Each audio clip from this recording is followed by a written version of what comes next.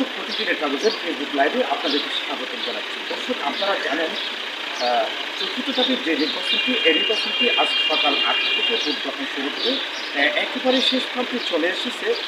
দর্শক, আমি যে কেন্দ্রে বর্তমান দাঁড়িয়ে রয়েছি এটা হচ্ছে বাসখালী খালিদিয়া রহমান ফাজিল মাদ্রাসা। এটি হচ্ছে ৪৫ নং ওয়ার্ড কেন্দ্র। এখানে ভোটার রয়েছেন ৩,৯০২ মোট ভোটার।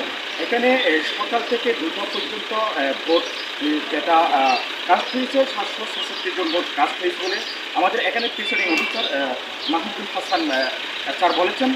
দর্শক, আমি এখানকার সর্বশেষ পরিস্থিতি সম্পর্কে যদি আপনাদেরকে বলতে চাই, এখানকার ভোটারেরা একেবারে শূন্য অবস্থায় রয়েছে বলে আমরা বিভিন্ন কেন্দ্রে ঘোরাঘুরি করে দেখেছি। আর বাঁশখালী উপজেলা পরিষদ নির্বাচনে সর্বমোট ভোটার রয়েছেন ৩,৭০,৭৭৫টি ভোট।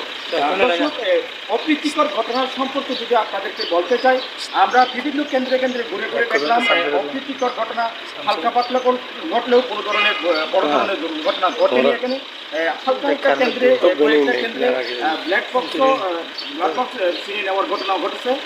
আমাদের সামনে এই ঘটনাটি ঘটছিল, যেমন পুকুরিয়া, ফুলছড়ি, চনমতি এই ধরনের ঘটনাগুলো ঘটছে আমরা দেখতে পেয়েছি। এই ছিল আমার কাছে সর্বশেষ খবর। বাঁশখালী হামিদিয়া রহমানিয়া ফাজিল বিবি মাদ্রাসা থেকে মোহাম্মদ জামাল উদ্দিন, প্রতিদিনের কাগজ, চট্টগ্রাম।